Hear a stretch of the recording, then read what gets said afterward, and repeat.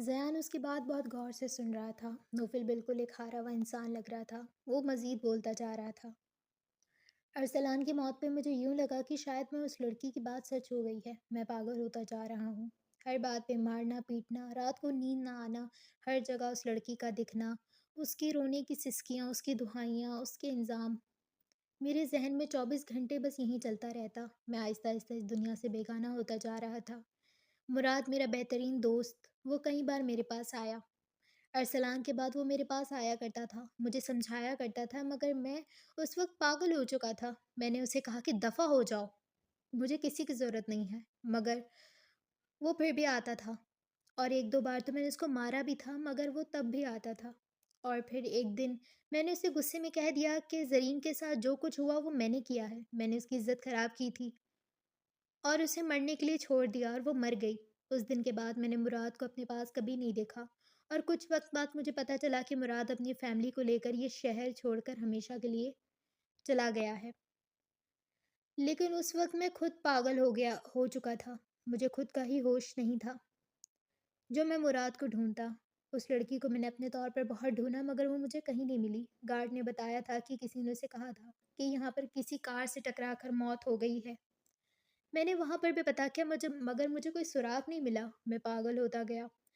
ایک پل وہ آیا کہ میں چپ ہو گیا۔ میں روز آبرو کی آواز سنتا تھا، وہ مجھے رو رو کر امی کی حال بتاتی تھی، مگر اس وقت میرا خود ایسا حال تھا کہ میں کسی کا احساس نہیں کر پا رہا تھا۔ اتنے عرصے میں اس پاگل خانے میں رہ کر پاگلوں کے بیچ خود بھی پاگل ہو گیا، لیکن آج مجھے احساس ہو رہا ہے کہ مجھے سکون نہیں ملے گا جب تک میں اس لڑکی کو ڈھونڈ نہیں لیتا، میں اس سے معافی نہیں مانگ لیتا۔ ان 4 سالوں میں نے اس لڑکی کو جتنا یاد کیا ہے اتنا میں نے خود کو پوری زندگی میں بھی یاد نہیں کیا۔ میں خود کی شخصیت بھول گیا ہوں، یاد ہے تو صرف وہ زرین فرقان یاد ہے مجھے زرین فرقان چاہیے۔ میں اسے معافی مانگنا چاہتا ہوں، میں اس کو بتانا چاہتا ہوں کہ میں اس کے لیے تڑپا ہوں۔ میں اپنے احساسات اس کے سامنے بیان کرنا چاہتا ہوں کہ وہ بد کردار نہیں تھی جسے میں نے بد کردار کہہ کر اپنے گھر سے دھکے مار کے نکال دیا، بلکہ وہ تو کردار کی اتنی مضبوط تھی کہ اس کے الفاظ نے مجھ سے میرا سب کچھ چھین لیا۔ اس کے الفاظ میں اتنی طاقت تھی کہ سیدھا عرش پر پہنچ کر میرے غرور کو مٹی میں ملا دیا۔ مجھے زرین فرقان سے معافی مانگنی ہے، مجھے زرین فرقان کو ڈھونڈنا ہے۔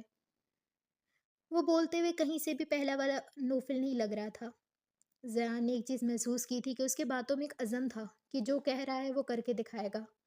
باہر کھڑے جازم اور آبرو ساری بات سن چکے تھے۔ آبرو کو وہ کہیں سے بھی پاگل نوفل نہیں لگ رہا تھا، بلکہ اسے 4 سال بعد یوں ٹھیک دیکھ کر اس کے آنکھوں سے آنسو برسنے لگے۔ جازم نے مسکراتے ہوئے آبرو کو دیکھا اور پھر سرگوشی میں کہنے لگا، گیم تو اب شروع ہو گیا ہے، دیکھتے ہیں کون جیتتا ہے اور کون جتاتا ہے۔ اس کے الفاظ میں کچھ پراسرار تھا۔ کیا آبرو پہلے تو حیران ہوئی، پھر اسبات میں سر ہلاتے ہوئے وہاں سے آگے کی طرف بڑھنے لگی۔ آبرو جی، مرد کے دل میں پہنچنے کا راستہ پیٹ کو بتایا گیا ہے، مگر عورت کے دل تک پہنچنے کا راستہ کیا ہے وہ مجھے آج پتہ چل گیا ہے۔ آپ اپنا راستہ صاف کیجئے، ہم تو سیدھا آپ کے دل پہ دستک دینے والے ہیں۔ وہ معنی خیز الفاظ میں کہہ کر وہاں سے آگے بڑھ گیا تھا۔ زیان جو اندر نوفل کی ساری باتیں سن کر اب سوچ میں پڑ گیا۔ زیان پیشے سے وکیل تھا، لیکن اس نے وکالت چھوڑ دی تھی کیونکہ گاؤں والوں نے اسے سردار بنا دیا تھا، اور گاؤں کے بھی بہت سارے مسائل تھے۔ وہ اپنے بھائی اور باپ سے دور بھی نہیں جا سکتا تھا، اس لیے اس نے شہر نہ جانے کا فیصلہ کیا اور گاؤں میں رہ کر فیصلے کرنے لگا۔ مگر اس کا وکالت والا ذہن چل رہا تھا، دیکھو، اگر تم نے کچھ نہیں کیا تو اس کمرے میں لائٹ کیسے گئی؟ کیسے؟ اور اگر وہ تم نہیں تھے تو کون تھا؟ کیونکہ اس لڑکی کے ساتھ غلط کرنے کی کوشش کی گئی ہے، اور وہ کس نے کیا؟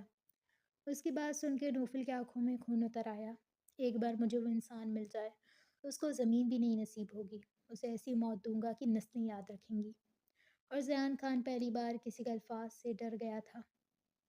نوفل کے الفاظ میں واضح طور پہ دھمکی تھی جو زیان خان کو ڈرا چکی تھی۔ مجھے لگتا ہے پہلے ہمیں تمہارے دوست مراد کو ڈھونڈنا چاہیے، کیونکہ مراد شاید کچھ جانتا ہو۔ اتنے سال ہو گئے ہیں، اتنے سالوں میں اس نے بھی تو زرین کو ڈھونڈا ہوگا، اور مجھے امید ہے اسے زرین مل گئی ہوگی، یا پھر اسے زرین کا کوئی سراغ लेकिन हमें सबसे पहले उसे ढूंढना होगा। नोफिल ने इस बात में सर हिलाया। शाम खान हवेली पर बहुत खुशगवार उतरी थी। पता नहीं क्यों, मगर उस लड़के के ठीक होने पर समी खान भी बहुत खुश थे। उन लोगों से चंद दिन में ही एक अलग ही अपनायत हो गई थी, और आयान के आने से तो घर में अलग ही रौनक लग गई थी। समी खान ने जाजिम की नज़रें आबरू पर बखूबी महसूस की थीं, और उनके दिल में कुछ और ही ख्यालात चल रहे थे जब अचानक से समी खान का मोबाइल बजने लगा। उन्होंने मोबाइल कान से लगाया तो सामने वाली खबर सुनकर पहले तो वो हैरान हो गए, और फिर ज़यान को कहने लगे, अकमल राजिक, उसे हॉस्पिटल ले जाया गया है, कह रहे हैं हार्ट अटैक आया है। ज़यान खान बात सुनकर एकदम अपनी जगह से उठ खड़ा हुआ। चले बाबा, हम चलते हैं। वो उनको ले जाने के लिए आगे बढ़ने ही लगा था जब पीछे से नोफिल भी आ गया था। मैं भी चलता हूँ। और नोफिल को यूँ एक नॉर्मल इंसान देखकर वहाँ पर सब लोग ही हैरान हो गए थे। उनको ये तो पता था कि वो ठीक हो गया है, मगर इतना जल्दी किसी को यकीन नहीं आ रहा था। अरे बेटा, तुम्हें ज़हमत होगी, हमें कराची जाना है क्योंकि वहाँ पर उसको ले जाया गया है। उम्मीद तो पूरी है कि मरेगा तो इतना जल्दी नहीं, क्योंकि गुनाहगार लोग इतना जल्दी नहीं मरते, मगर फिर भी क्या करूँ, यार है अपना, जाना तो पड़ेगा। उनका लहजा देखकर ना चाहते हुए भी डाइनिंग टेबल पर सारे लोग मुस्कुराने लगे थे। समी खान ने सबकी तरफ देखा और फिर बोलना शुरू हुए, अरे भाई, यार को एक यार ही पहचान सकता है तो बड़ा कमीना, इसलिए बस जा रहा हूँ। वो ये कहकर अब आगे की तरफ बढ़ने ही लगे थे जब जाजिम सामने आया।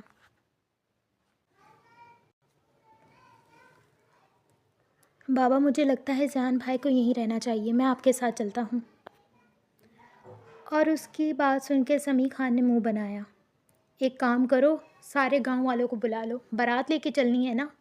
हद हो गई है, हम वहाँ पर उसको देखने जा रहे हैं और तुम सब लोग क्यों चल रहे हो। जाजिम ने चेहरा झुका लिया। अच्छा ठीक है, मुझे इमोशनल ब्लैकमेल करने की ज़रूरत नहीं है। नोफिल बेटा, तुम और तुम निकम्मे जाजिम साथ चलो, और ज़यान बेटा तुम यहीं पर ही रुक जाओ क्योंकि यहाँ पर काम पड़ सकता है, इसलिए। वो उसको हुक्म देकर वहाँ से जा चुके थे। पीछे आबरू का चेहरा मुरझा सा गया था। काफ़ी घंटे की मुसाफत के बाद वो लोग कराची पहुँचे थे। कराची पहुँचकर वो सीधा हॉस्पिटल गए थे। जैसे ही हॉस्पिटल का दरवाज़ा खोल के सामने का मंज़र देखकर समी खान की आंखों में गुस्से के शोले बरस रहे थे। सामने उनका दोस्त अकमल राजिक हाथ में बर्गर पकड़े खाए जा रहे थे। साथ में कोल्ड ड्रिंक थी जो आधी ख़त्म थी। समी खान को देखकर जल्दी से बर्गर को प्लेट में रखा और फिर कहने लगे, हाय मेरे यार, तुमने देखा मैं मरते मरते बचा हूँ, बस मौत के मुंह से निकल के आया हूँ, और देखो मेरी हालत क्या हो गया है। वो टिश्यू से नाकाम आंसू जो निकल भी नहीं रहे थे उसे साफ़ करते हुए समी खान से मुखातिब थे। बेटा तुम दोनों ज़रा कमरे से बाहर निकलना।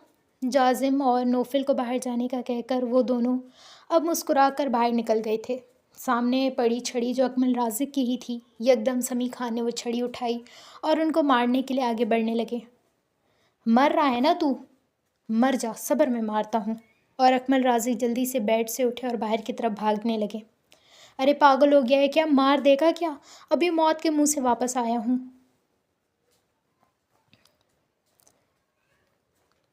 मैं यहाँ मौत के मुंह से वापस आया हूँ, तुम मेरे साथ ऐसा कर रहे हो। सब्र करो, तुम्हें दोबारा वहाँ पर पहुँचाता हूँ मैंने वहाँ पे खाना नहीं खाया, पूरे रास्ते एक निवाला मुंह को नहीं डाला, क्योंकि मेरा दोस्त मरा जा रहा है, मुझे पहले उसके पास जाना है, और यहाँ दोस्त को तो देखो बर्गर खा रहा है। वो गुस्से से उसके पीछे भागे जा रहे थे। सारा हॉस्पिटल मुस्कुराते हुए मंजर देख रहा था। अरे समी, खुदा का खौफ करो, तुम्हें ये चीज़ें ज़ेब देती हैं। इतने बड़े इंसान हो, जवान बेटे हैं तुम्हारे, एक वकील है तो दूसरा डॉक्टर, और बाप को देखो छड़ी लेकर पीछे भाग रहा है। कुछ तो इज्जत रखो, आखिर लोग क्या कहेंगे, मेरा दोस्त ऐसा है। अकमल राजिक आगे भागते भागते चिल्ला रहे थे। तो रुक, मैं बताता हूँ। और पूरे 15 मिनट पूरे हॉस्पिटल का चक्कर लगाने के बाद समी खान थक कर कुर्सी पर बैठ गए थे। अकमल राजिक भी सांस को बहाल करते हुए कुर्सी पर बैठ चुके थे। तेरे जैसा यार तो दुश्मन तेरे जैसा यार हो तो दुश्मन की ज़रूरत ही नहीं है, समी खान अकमल राजिक को देखकर कह रहे थे। अरे तू तो जानता है, तेरी भाभी के जाने के बाद तू ही तो मेरे लिए सब कुछ है, और तू बस गांव का ही होके रह गया है, اور مجھے بھی گھر کاٹنے کو دوڑتا ہے۔ جب بھی تجھے بولتا ہوں میرے پاس آ جا تو تو کہتا ہے آ جاؤں گا لیکن ایک دن رکوں گا، لیکن پھر بھی کوئی نہ کوئی کام یاد آ جاتا ہے تجھے۔ اور میرے پاس اور تیرے پاس تو 2 بیٹے بھی ہیں، اس کے علاوہ تو نے بتایا تھا کہ تیرے گھر میں کچھ لوگ بھی آئے ہوئے ہیں۔ تیری تو اچھی زندگی گزر رہی ہے ان سب کے ساتھ، مگر یار میرا کیا؟ میری تو کوئی اولاد بھی نہیں ہے۔ تیری اولاد کو ہی میں اپنی اولاد سمجھتا ہوں۔ اکمل رازق اپنی آنکھوں سے آنسو صاف کرتے ہوئے بولے جا رہے تھے۔ سمیع خان نے انہیں گلے سے لگایا۔ ابے پاگل ہو گیا ہے کیا؟ میں ہوں نا تیرے پاس، میرے بیٹے تیرے بیٹے ہی تو ہیں، آئی سمجھ؟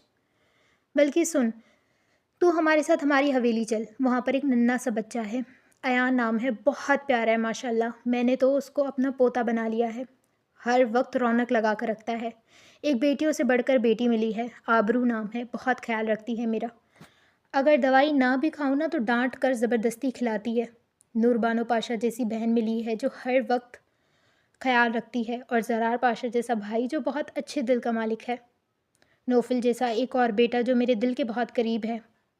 مجھے تو لگتا تھا کہ جب میں ان دونوں کی شادی کروں گا تب ہی میرے گھر میں رونق آئے گی، مگر رونق تو ابھی سے ہی آ چکی ہے، چل بہت مزہ آئے گا۔ سمیع خان خوش دلی کے ساتھ اکمل رازق کو بتا رہے تھے۔ جب سامنے سے وہ دونوں چلتے ہوئے آئے تو اکمل نے جازم کو تو پہچان لیا تھا مگر وہ نوفل کو نہیں پہچان پا رہے تھے۔ سمیع خان نے ان کے کندھے پر ہاتھ رکھا اور پھر بولنا شروع ہوئے، یہ میرا تیسرا بیٹا نوفل ہے، جس کا میں تجھے بتا رہا تھا نا۔ وہ محبت کے ساتھ تعارف کروا رہے تھے اور اکمل رازق دونوں سے گلے ملے۔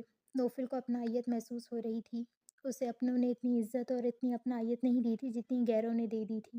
اور پھر اکمل رازق نے کہہ دیا کہ کل تم لوگ چلے جانا، ابھی میرے ساتھ گھر چلو، اور سمیع خان بات مان گئے تھے اور گھر جانے کے لیے تیار ہو گئے، مگر شرط یہی تھی کہ تم بھی ہمارے ساتھ حویلی چل رہے ہو۔ اکمل رازق فوراً مان گئے تھے کیونکہ ان کو بھی اب اکیلا پن مار رہا تھا، اس لیے وہ لوگ ان کے گھر چلے گئے تھے۔ گھر پہنچے تو اکمل رازق اور سمیع خان آپس میں باتوں میں مصروف تھے، تو وہ دونوں باہر نکل گئے تھے۔ وہ ڈیفینس کا ایک مہنگا علاقہ تھا۔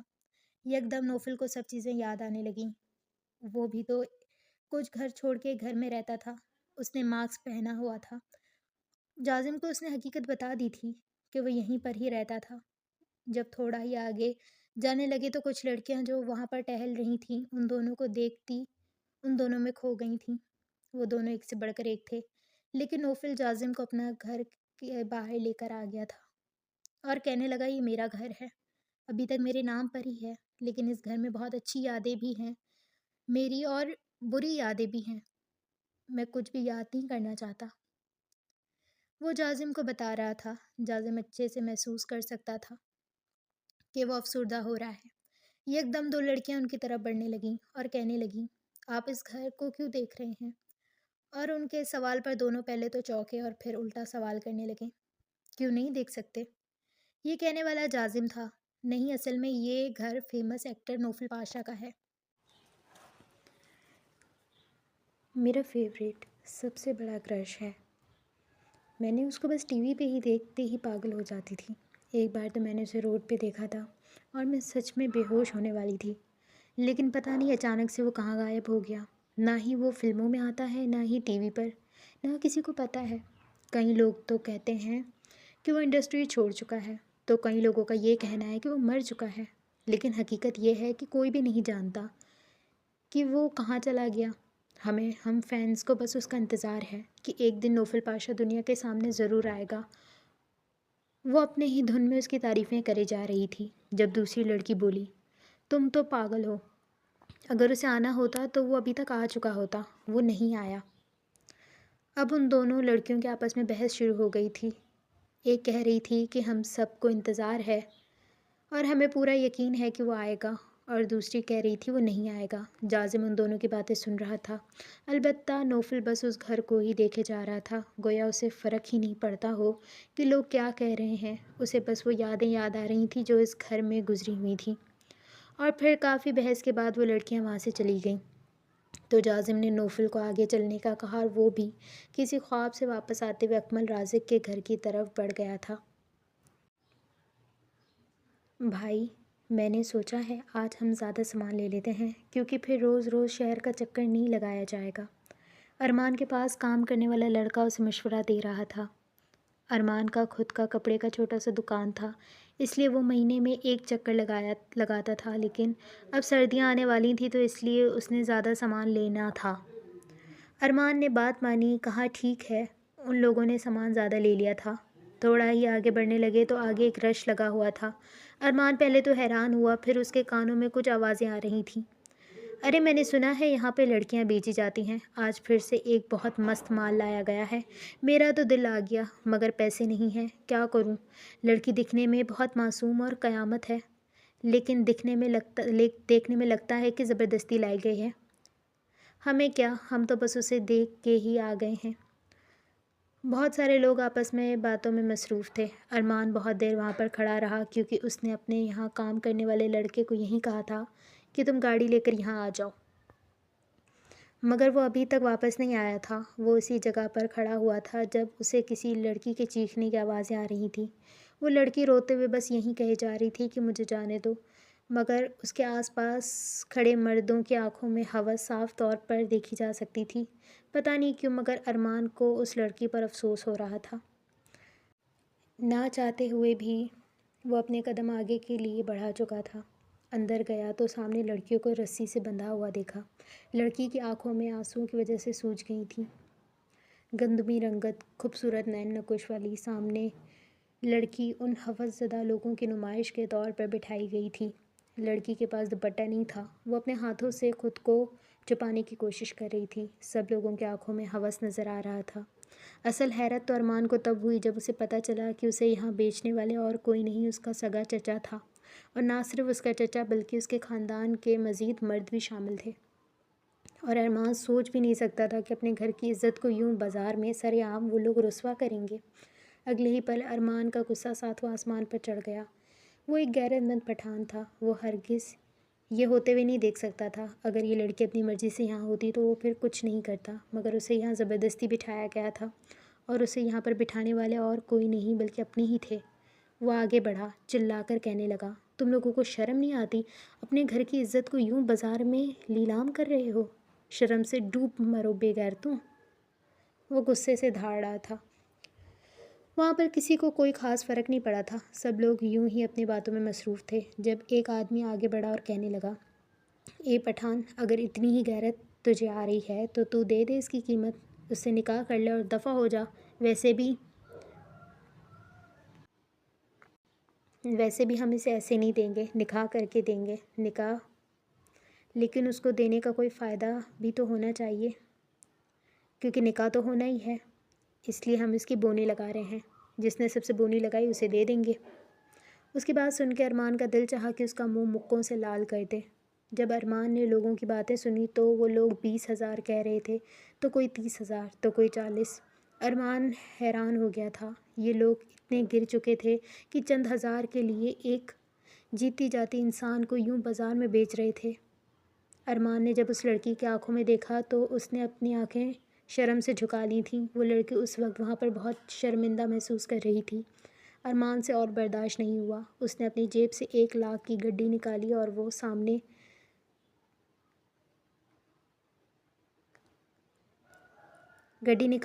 جو وہ یہاں سامان لینے کے لیے لایا تھا اس آدمی کے منہ پر مار دی۔ یہ 1,00,000 ہے، لو، اسے چھوڑ دو، اور تم لوگوں کے ساتھ اچھا نہیں ہوگا، اور تم لوگ چلے جاؤ یہاں سے، دفع ہو جاؤ۔ وہ سارے مجموعے پر ایک قہر بھری نظر ڈال کر سب کو دفع ہونے کا کہہ رہا تھا۔ سب لوگ حیران تھے اور پھر منہ بناتے ہوئے وہاں سے جانے لگے۔ سب کا یہی کہنا تھا کہ مزہ آ رہا تھا اس لڑکی کو دیکھ کر، سارا مزہ اس لڑکے نے خراب کر دیا۔ مگر ارمان کا غصہ کسی صورت کم ہونے کو نہیں آ رہا تھا۔ ہاں، اگر قیمت ادا کی ہے تو اس سے نکاح بھی کر اور اسے لے جا۔ اس کی بات پر ارمان حیران رہ گیا۔ نکاح؟ میں نے اس لڑکی کی قیمت ادا کر دی ہے، اب یہ اپنی مرضی کی مالک ہے، جہاں جانا چاہے جا سکتی ہے، آزاد ہے، تو نکاح کہاں سے آ گیا اور نکاح کی بات کہاں سے آ گئی؟ وہ سب کو دیکھ کر کہہ رہا تھا، دیکھو بھائی، یہ آزاد ہے، مگر معاشرے کے درندے بہت ہیں، کہیں ایسا نہ ہو کل پھر سے کسی کے ہتھے چڑھ جائے۔ یہ کہنے والا اس کا سگا بھائی تھا۔ ارمان کو افسوس ہو رہا تھا ان سب کی سوچ پر، مگر وہ لڑکا تھوڑا آگے بڑھا اور پھر ارمان کے کان میں کہنے لگا، دیکھو بھائی، میری بہن پر الزام لگایا گیا تھا کہ وہ بد کردار ہے اور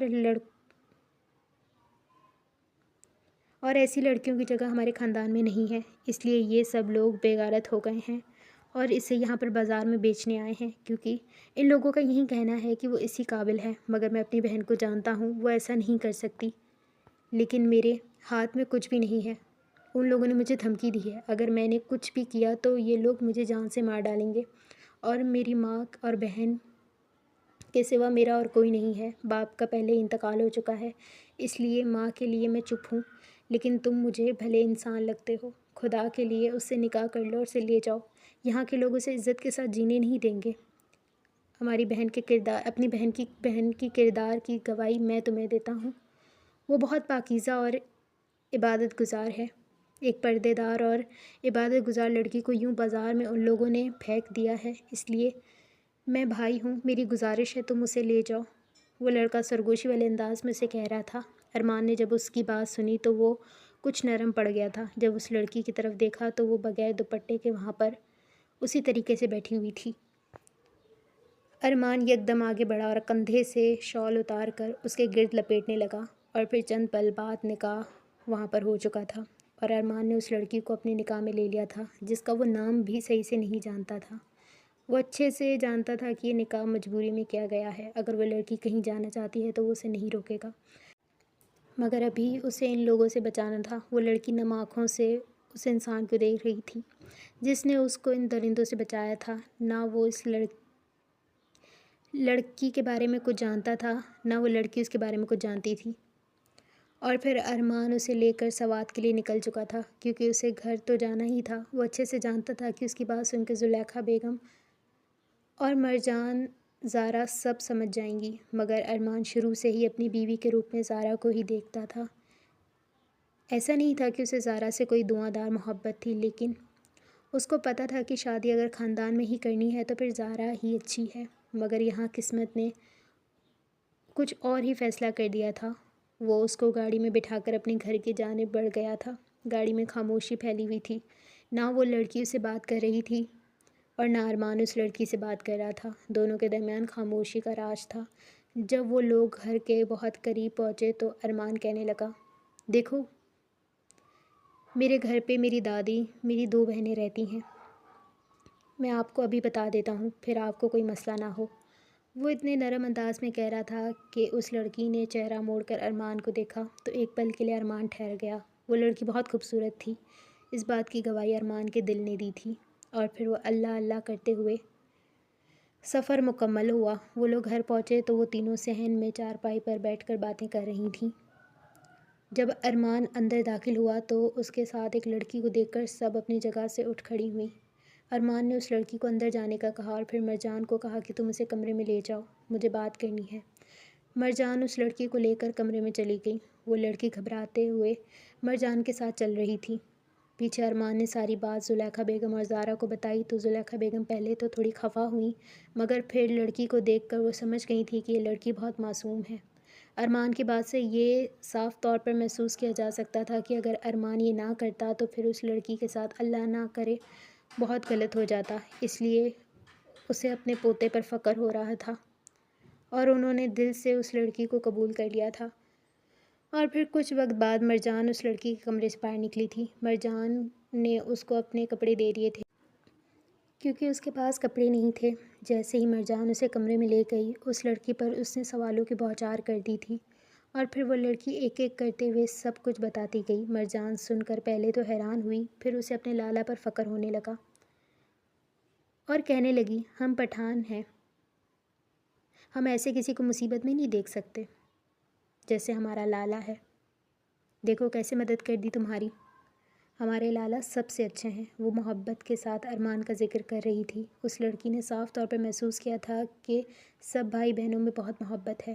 جب ارمان نے اس لڑکی کو مرجان کے جوڑے میں دیکھا تو وہ پھر سے اس لڑکی میں کھونے لگا، کیونکہ وہ لڑکی بہت حسین تھی، اور پھر اس بازار میں اس کا حلیہ دیکھ کر اس کی آنکھوں میں خون اتر آیا۔ اس نے دل میں سوچ لیا تھا کہ وہ اب اس لڑکی کو کوئی تکلیف نہیں پہنچنے دے گا۔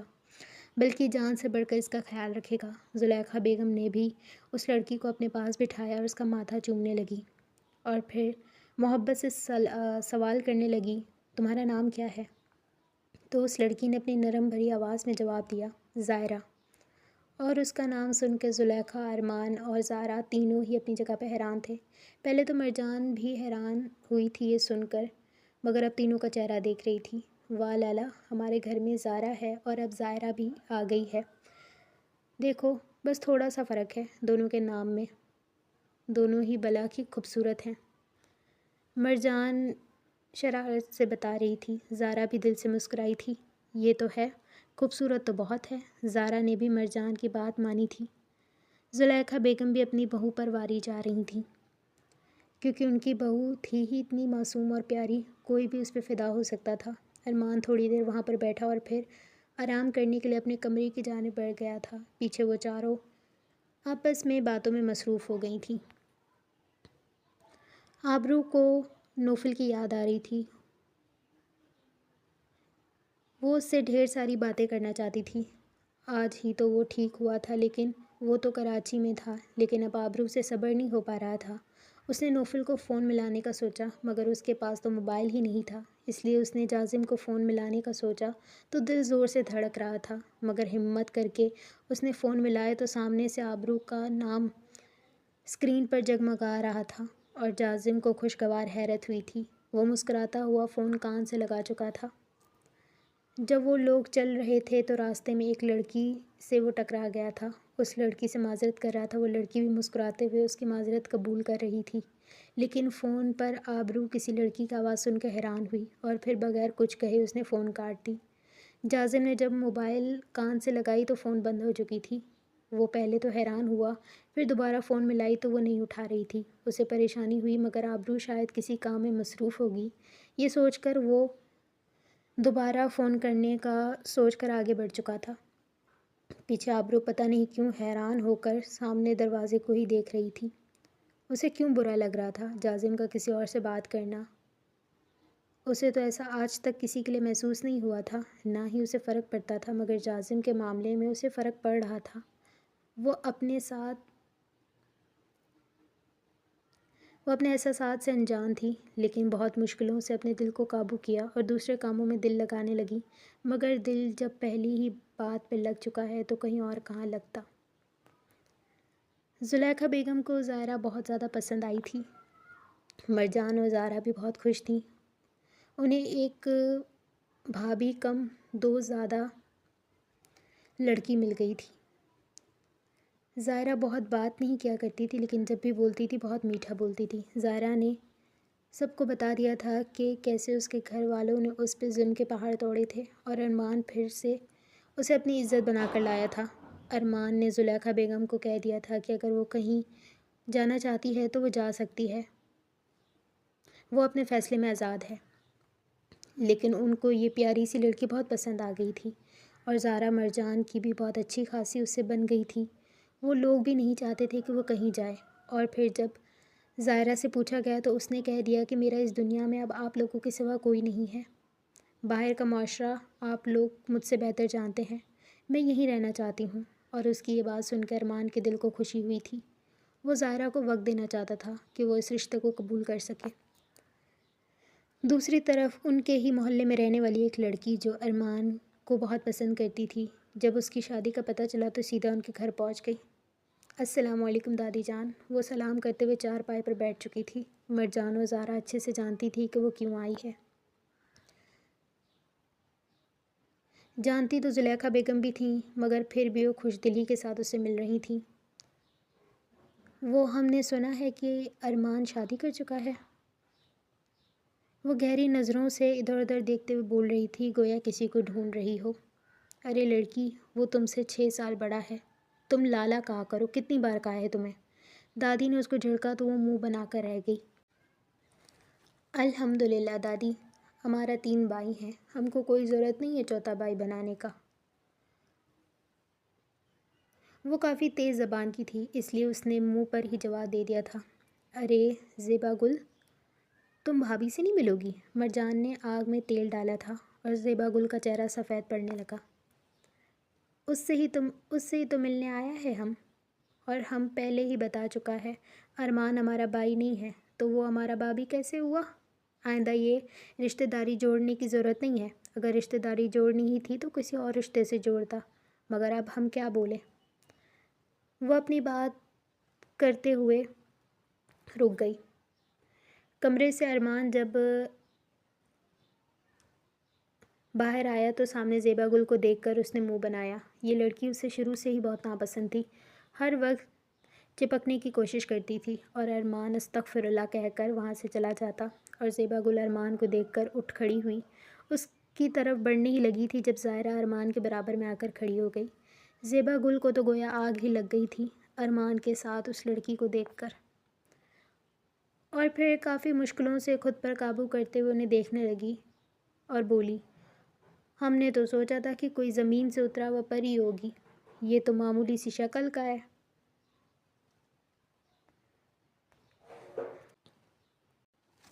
دکھنے میں بھی انگوٹھا چھاپ لگتا ہے، ہم تو پھر بھی 10 تک پڑھا ہے، مگر ہمیں ہرگز پتہ نہیں تھا کہ تم ہم کو چھوڑ کر اس انگوٹھا چھاپ لڑکی سے شادی کرے گا، وہ ظاہرہ کو دیکھ کر طنزیہ لہجے میں کہہ رہی تھی۔ زیبا گل بہت بے باک اور بدتمیز قسم کی لڑکی تھی، اس کا یہ کہنا وہاں پر کسی کو پسند نہیں آیا تھا، مگر ظاہرہ کی بات سن کے سب لوگ اپنی جگہ پر سن رہ گئے۔ آپ نے 10 تک پڑھا ہوا ہے، لیکن میں گریجویٹ ہوں، اور آپ نے انگوٹھا چھاپ کہا، اسی انگوٹھا چھاپ کو لنڈن کی فیمس یونیورسٹی سے اسکالرشپ مل رہی تھی، لیکن میرے گھر والوں نے اجازت نہیں دی اور میں خود بھی نہیں دور جانا چاہتی تھی، اس لیے میں نے ٹھکرا دی۔ لیکن مجھے حیرت ہو رہی ہے، یہاں پہ اگر کوئی 10 پڑھ کر بھی اتنی چوڑی ہو کر گھوم سکتی ہے تو مجھے تو لگتا ہے کہ مجھے تو 7ویں آسمان پر ہونا چاہیے، کیونکہ اگر آپ میں اور مجھ میں فرق کیا جائے تو آپ ابھی مجھ سے بہت نیچے ہیں، اور مجھ تک پہنچنے کے لیے آپ کو وقت لینا ہوگا، لیکن افسوس آپ تب تک بھی نہیں پہنچ پائیں گی۔ وہ دونوں ہاتھ سینے پر باندھے زیبا گل کو پانی پانی کر چکی تھی۔ وہاں پہ موجود کوئی سوچ بھی نہیں سکتا تھا کہ ظاہرہ جیسی چپ رہنے والی لڑکی اتنی کانفیڈنس سے بات کر سکتی ہے۔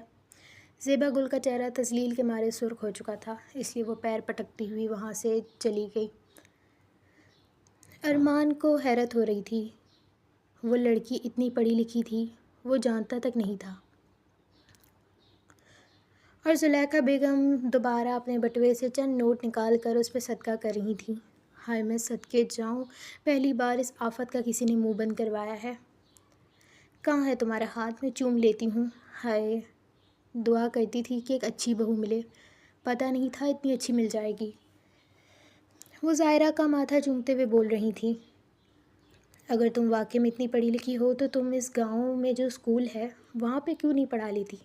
وہاں پہ بہت سارے ٹیچرز کو شہر سے بلایا گیا ہے، مگر آس پاس کے گاؤں والے بھی اپنے بچوں کو یہیں چھوڑنے آتے ہیں، کیونکہ یہاں پہ ایک واحد اسکول ہے، تو مجھے لگتا ہے کہ تمہیں وہاں پہ کام کرنا چاہیے۔ کیوں ارمان، ٹھیک کہہ رہی ہوں نا میں؟ زارا اپنی بات مکمل کر کے ارمان سے تصدیق چاہتی تھی۔ ارمان نے بھی اس بات میں سر ہلایا، وہ کوئی غلط ذہن رکھنے والا آدمی نہیں تھا، بلکہ اپنی عورتوں پر خود سے بڑھ کر یقین کرتا تھا، اس لیے آج تک اس نے مرجان اور زارا پر بھی کوئی پابندی نہیں لگائی تھی، اور ان دونوں نے بھی ارمان کی عزت کی ہمیشہ حفاظت کی تھی، اور اب ارمان کو نظر آ رہا تھا کہ تیسری لڑکی وہ بھی میرے غرور کو کبھی مٹی میں نہیں ملنے دے گی۔ زارا پہلے سوچتی رہی، پھر بس اتنا ہی کہہ سکی، اگر ان کو کوئی اعتراض نہیں ہے تو مجھے بھی نہیں ہے۔ وہ شرماتے ہوئے کہہ رہی تھی، ہائے ان کو۔ مرجان زائرہ کی نقل اتارتے ہوئے بول رہی تھی، واہ بھابھی تو بہت اچھی ملی ہے، دوسروں کے لیے آگ ہے تو اپنوں کے لیے ٹھنڈا پانی، ابھی دیکھا نہیں تھا زیبا گل کو کیسے جواب دے رہی تھی اور اس کا منہ بند کروا دیا، اور اب بات جب لالا کی ہوئی تو کہتی ان کو، اور مرجان کی بات پر صحن میں سب کی مسکراہٹ گہری ہوتی جا رہی تھی۔ زائرہ بھی شرماتے ہوئے مسکرا رہی تھی، قسمت نے ساری زندگی اسے تکلیفیں دی تھیں، اور بالآخر اس کی تکلیفوں کے دن ختم ہو گئے تھے، اور وہ ختم کرنے والا ارمان تھا۔ صبح ہوئی تو سمیع خان نے ان لوگوں کو گھر چلنے کا کہا تھا۔ لیکن جازم نے کہا تھا کہ اسکول کے لیے کچھ سامان لینا تھا، اس لیے زیان بھائی نے مجھے بتا دیا تھا، تو میں سوچ رہا ہوں کیوں نہ لے کے چلتے ہیں۔ اس کی یہ بات سن کے سب لوگوں نے اس بات میں سر ہلایا۔ جازم فون کر کے سب کچھ بتا چکا تھا کہ ان کو شاید 1-2 دن وہاں پر اور لگ جائیں، اور نوفل کو بھی کچھ وقت مل گیا تھا وہ زرین کا پتہ لگا سکے۔ جازم اور نوفل مارکیٹ میں آئے ہوئے تھے، وہ لوگ سامان لے رہے تھے جب نوفل کی نظر سامنے 2 بچوں پہ پڑی جن کے ہاتھوں میں بال تھی۔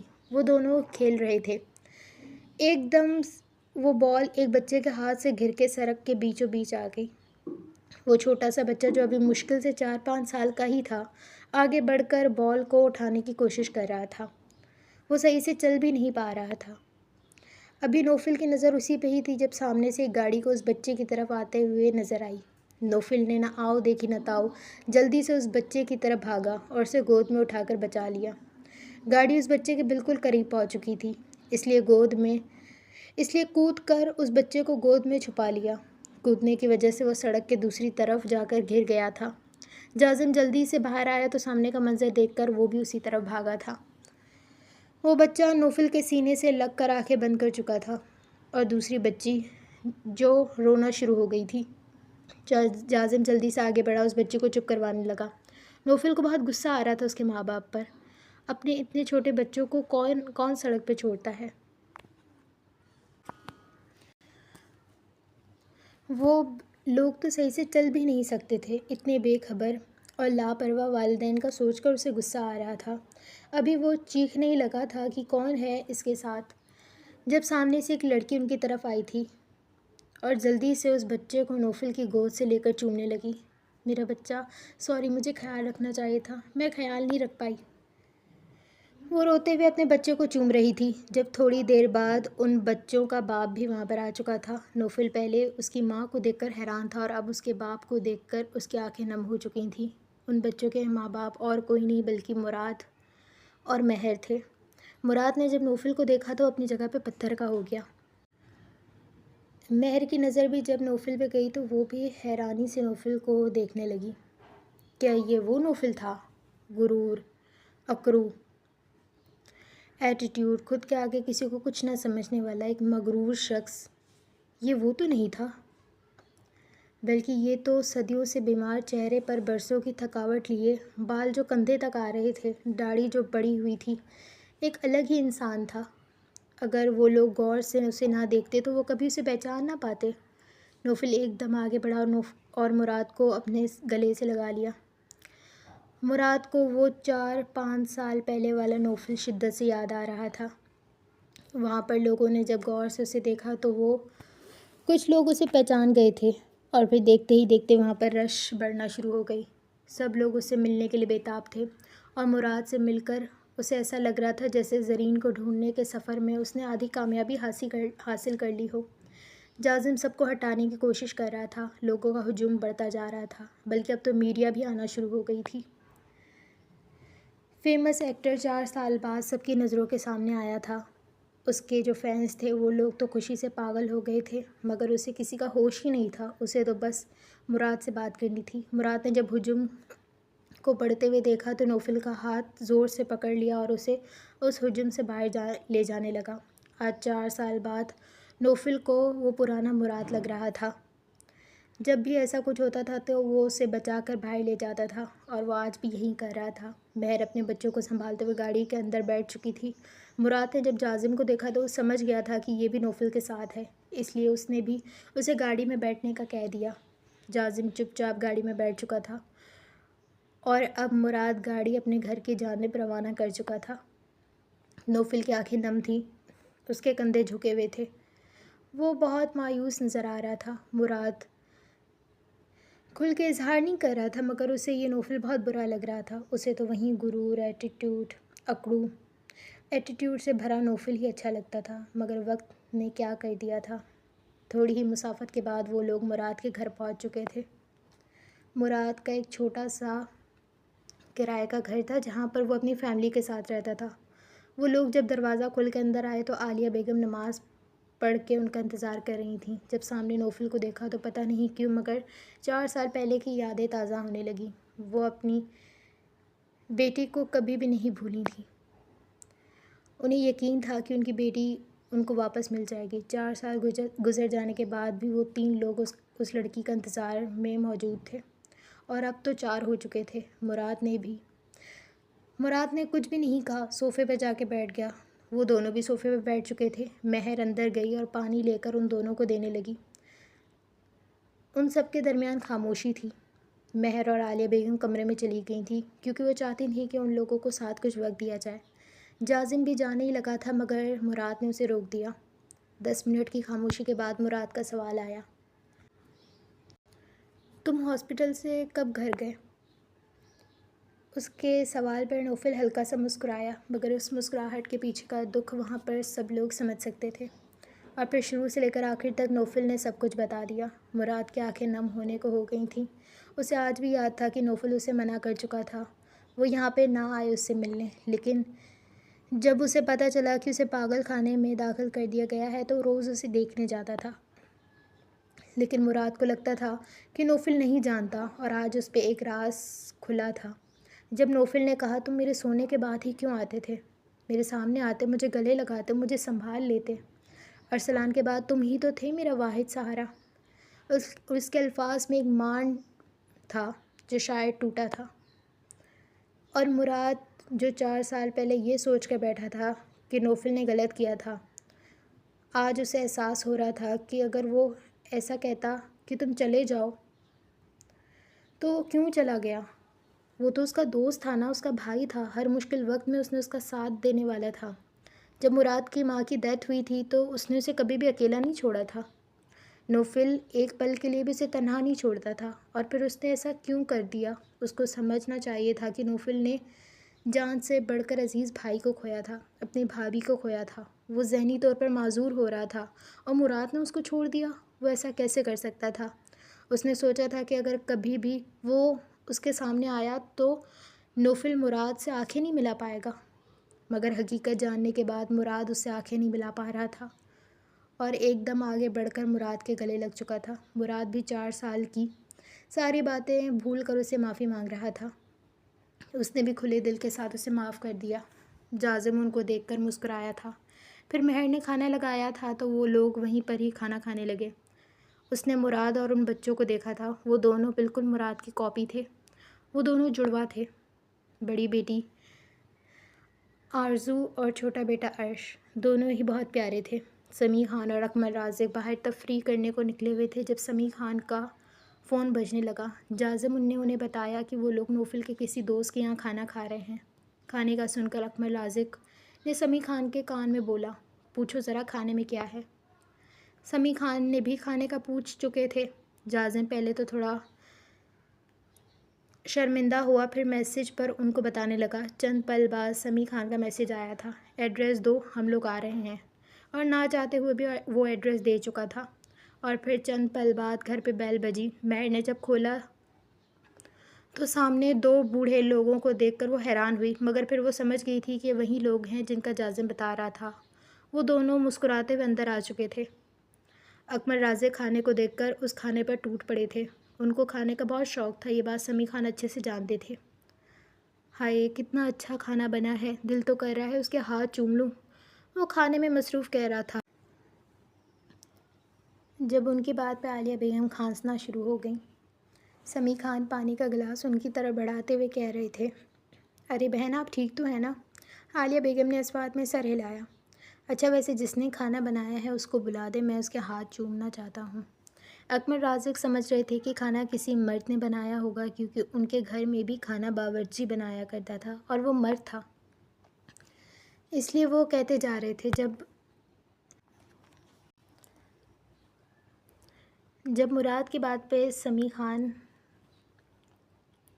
ہنس رہے تھے، اصل میں انکل یہ کھانا امی نے بنایا ہے، اور اس کی اس بات پہ سمیع خان کا ناکام ہنسی روکنے کی کوشش کر رہے تھے۔ اکمل رازق پہلے عالیہ بیگم کو دیکھنے لگے، پھر اپنی بات پہ خود شرمندہ ہو کر معذرت کرنے لگے۔ ان کی بات پر ڈائننگ ٹیبل پہ بیٹھے سب لوگوں کے چہرے پر مسکراہٹ تھی، اور پھر سمیع خان ہلکا سا اکمل رازق کے کان کی طرف جھکے اور کہنے لگے، سالے بڈھے اس عمر میں سٹھیا گیا ہے کیا؟ اس وقت عالیہ بہن کے دماغ میں یہی بات چل رہی ہوگی۔ میں تو سچ کہہ رہا ہوں، ان بچوں کا انہوں نے خیال کر لیا، ورنہ ابھی کہہ دیتی بڈھے اس عمر میں جوانی سوج رہی ہے۔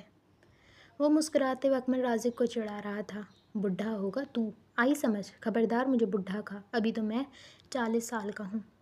وہ ناک سے مکھی اڑاتے ہوئے کہہ رہے تھے، ابے چل 40 کا، میرا اپنا ایک بیٹا 30 کا ہونے والا ہے اور ایک 26 کا، اور تو مجھ سے 3 سال بڑا ہے۔ جب میں 60 کا ہونے والا ہوں تو پھر تو 40 کا کیسے؟ ان دونوں کی بحث جاری تھی۔ ہاں تو میری شادی جلدی ہو گئی تھی نا، اور ویسے بھی میں بہت جوان ہوں اور ابھی بھی میرے جوانی کے دن چل رہے ہیں، تم کیا جانو بڈھے آدمی۔ ابے چل، تھوڑا سا تجھ سے چلا نہیں جاتا ہے اور تھوڑا سا چل کر ٹانگ پکڑ کے بیٹھ جاتا ہے اور مجھے کہہ رہا ہے بڈھا۔ سمیع خان پیچھے رہنے والے تھوڑی تھے۔ ان دونوں کے آپس میں بحث چل رہی تھی۔ جب کھانا ختم ہوا تو سب لوگ چائے پینے کے لیے ڈرائنگ روم میں بیٹھ چکے تھے۔ ویسے دوسری شادی کا اگر سوچنا چاہے تو سوچ سکتا ہے۔ سمیع خان نے اکمل رازق کے کان میں سرگوشی کی تو وہ کھا جانے والی نظروں سے سمیع خان کو دیکھ رہے تھے۔ سالے اب بولنا، جوانی سوج رہی ہے، دوسری شادی کرنی ہے، ہر بات پہ تو یہ طعنہ دیتا ہے، وہ بھی منہ بناتے ہوئے کہہ رہے تھے۔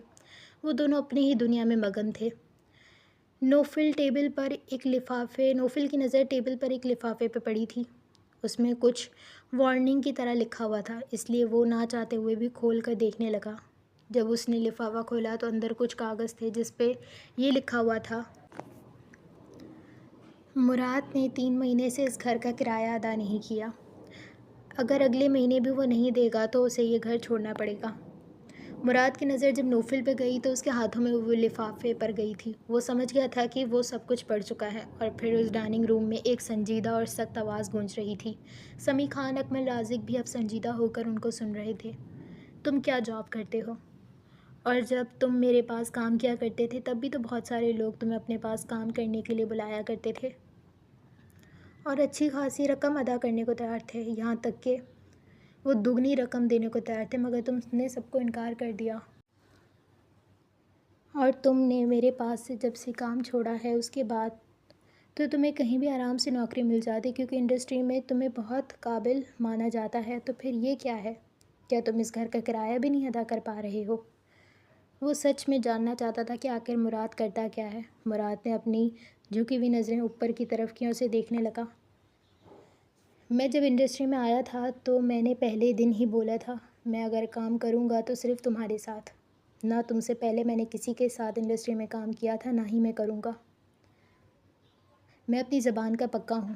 یہ بات سچ ہے کہ تمہارے پاس کام چھوڑنے کے بعد میرے پاس بہت سارے لوگ آئے تھے، اچھی خاصی رقم دینے کو تیار تھے، مگر کیا کروں، میرا دل تو بس نوفل پاشا کے ساتھ ہی لگتا ہے۔ مراد بس نوفل کی ڈانٹ ہی سن سکتا ہے، وہ بس نوفل کے ساتھ ہی رہنا چاہتا ہے، وہ کسی اور کے نیچے اس انڈسٹری میں ہرگز کام نہیں کرنا چاہتا تھا، اس لیے میں نے سب کچھ ٹھکرا دیا اور یہاں پر ایک کمپنی میں جاب کرنے لگا، مگر وہ کمپنی کافی گھاٹے میں جا رہی تھی، اس لیے سب کی تنخواہ کم کر دی اور بس یہیں سب کچھ چل رہا ہے۔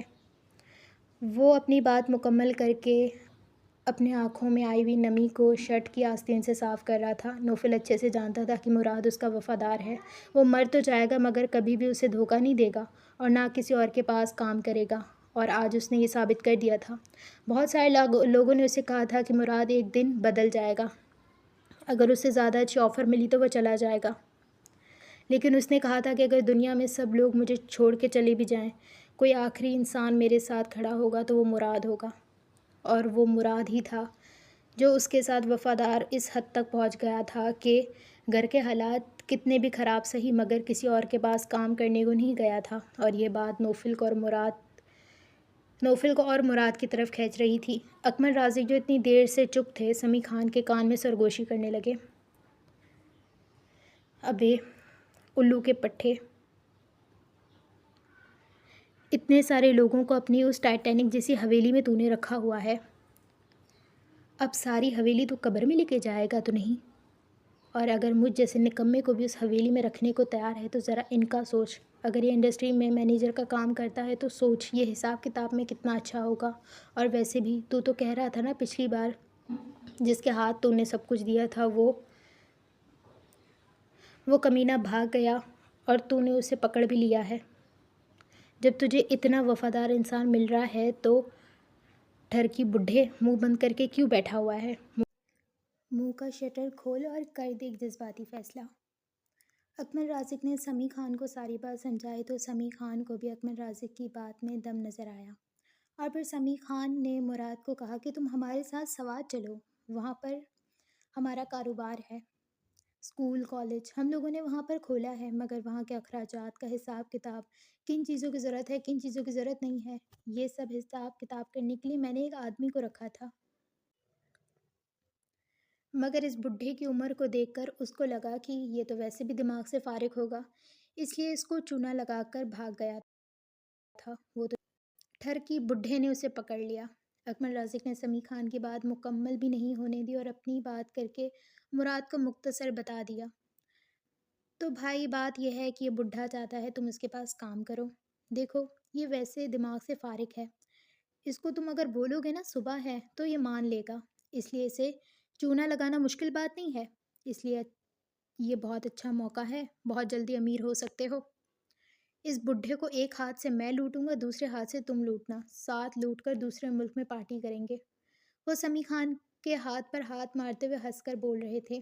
سمیع خان وہاں پر بس لوگوں کو دیکھ کر چپ تھے اور دل میں سوچ رہے تھے کہ باہر چل تجھے بتاتا ہوں۔ مراد نے جب ساری بات سنی تو مہر نے آنکھوں سے اس بات میں اشارہ کیا،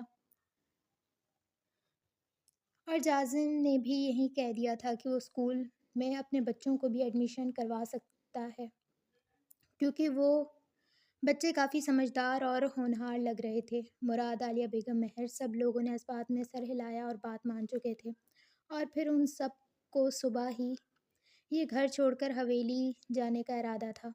سمیع خان، اکمل رازق اور جازم واپس جا چکے تھے، لیکن مراد نے نوفل کو اپنے پاس ہی روک لیا تھا اور پھر اسے سب کچھ بتاتا گیا۔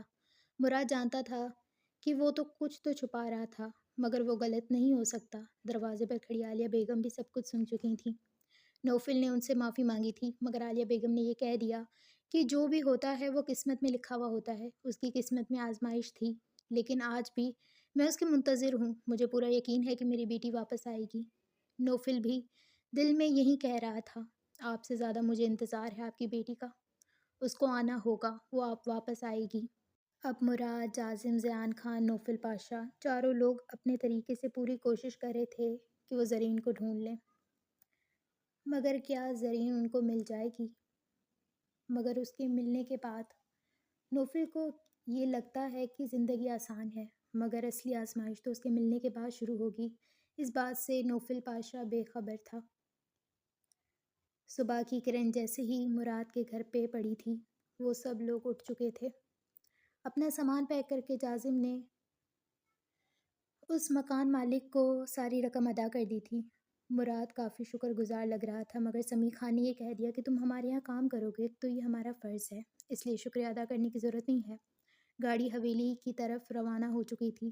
ایک گاڑی میں مراد، مہر، عالیہ بیگم اور نوفل بیٹھے تھے، اور دوسری گاڑی میں سمیع خان، جازم، اکمل رازق وہ لوگ بیٹھے تھے۔ گاڑی منزل کی اور رواں دواں تھی۔ جازم نے پہلے ہی فون کر کے زیان کو سب کچھ بتا دیا تھا، اور زیان نے جب گھر میں یہ سب کو بتایا تو سب لوگ دل سے بہت خوش تھے۔ ان کے لیے حویلی کے کمرے تیار کیے گئے اور بس چند ہی گھنٹوں کے سفر کے بعد وہ لوگ اپنی منزل کو پہنچ چکے تھے۔ گاڑی حویلی کے باہر رک گئی تھی، سب لوگ دروازے پہ ہی موجود تھے۔ بہت خوش دلی کے ساتھ ان کا استقبال کیا گیا۔ سمیع خان یوں ہی اتنے رحم دل مشہور نہیں تھے، آج ان کی رحم دلی سب نے دیکھی تھی۔ سمیع خان کی بیوی بہت اچھی اور نیک خاتون تھی، وہ بہت عبادت گزار اور نرم دل کی مالک تھیں، اور سمیع خان اپنے باپ کے جبر اور غصے سے بھی واقف تھے۔ سب لوگ ان سے ڈرا کرتے تھے، یہ بات انہیں ہرگز پسند نہیں آتی تھی۔ انہوں نے سوچ لیا تھا کہ جس دن انہیں گدی پہ بٹھایا جائے گا وہ سب کچھ تبدیل کر دیں گے، اور جب انہیں گدی سنبھالنے کے لیے دی گئی تو انہوں نے ظلم زیادتی سب کچھ ختم کر دی۔ پہلے تو یہاں پر ونیم میں لڑکیوں کو بھی دے دیا جاتا تھا، مگر سمیع خان نے سب کچھ ختم کر دیا۔ سمیع خان نے سب کو اتنا اعتماد دے دیا تھا کہ کوئی بھی اپنی شکایت ان کے سامنے بغیر ڈرے کہہ سکتا ہے۔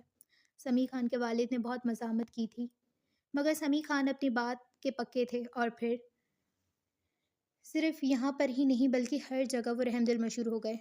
وہ کبھی بھی غریبوں میں اور امیروں میں فرق نہیں کیا کرتے تھے۔ جب ان کے بیٹے جازم کی پیدائش ہوئی تھی تو انہوں نے قوالی کی بہت بڑی محفل رکھی تھی جس میں امیر لوگ بھی شامل تھے اور غریب بھی، اور زیان کی باری میں بھی انہوں نے بہت بڑی تقریب رکھی تھی اور انہوں نے یہی کہا تھا کہ کئی لوگ تو انہیں بیوقوف بھی کہتے تھے، مگر انہوں نے کہا کہ مجھے یہ بیوقوفی بھی قبول ہے۔ وہ بہت اچھے دل رکھتے تھے۔ اس چیز کا علم سب کو تھا۔ حویلی پہنچنے کے بعد کچھ دیر وہ لوگ بیٹھے اور پھر اپنے کمرے کی جانب بڑھ گئے، کیونکہ رات کافی ہو گئی تھی اور اب ان لوگوں کو سونا چاہیے تھا۔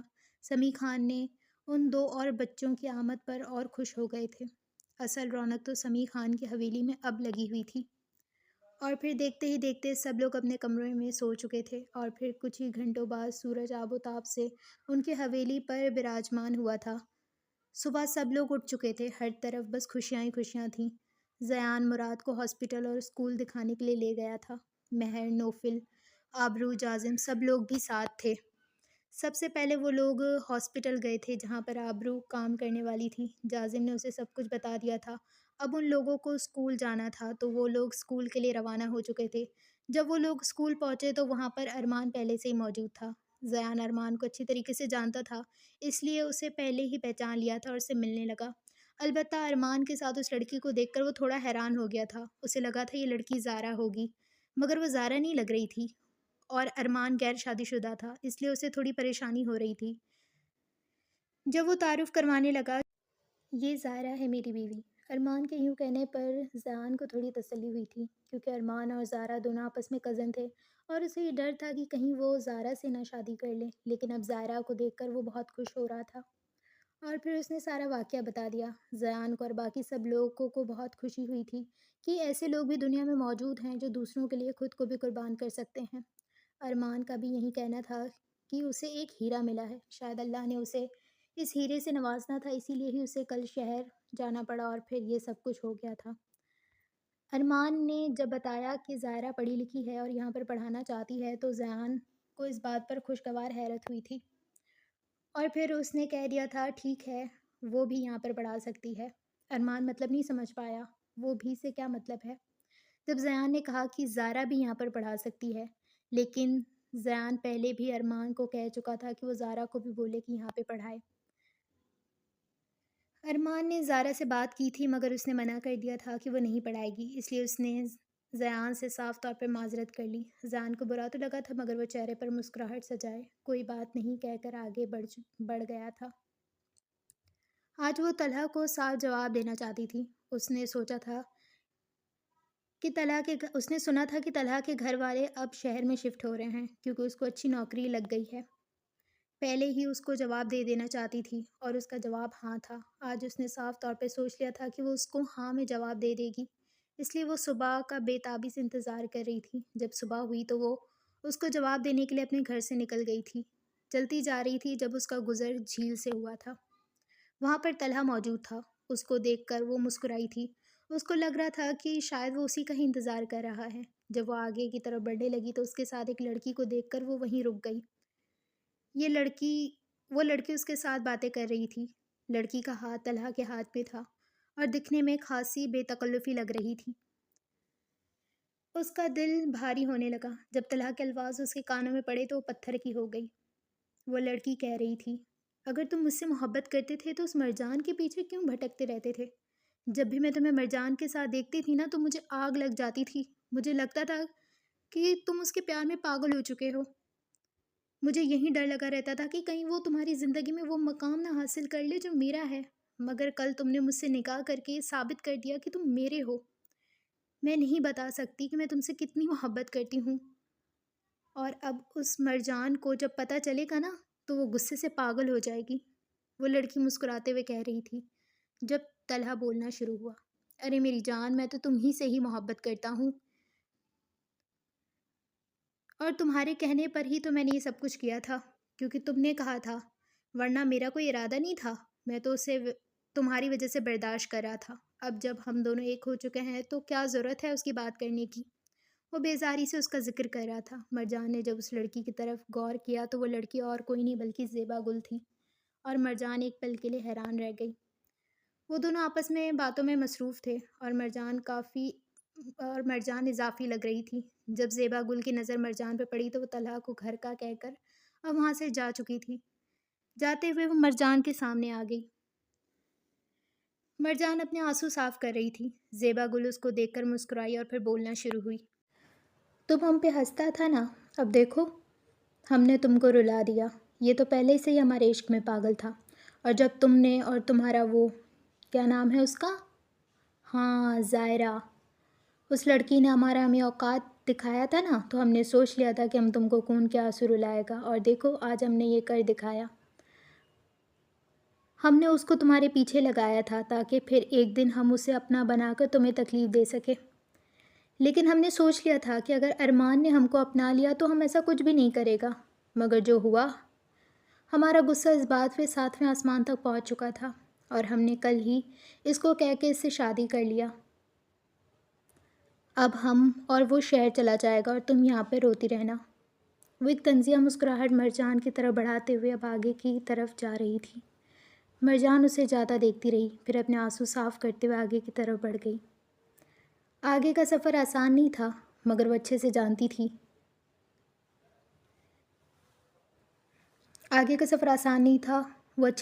تھی۔ مگر وہ مرجان تھی، اسے مشکل کام آتے تھے۔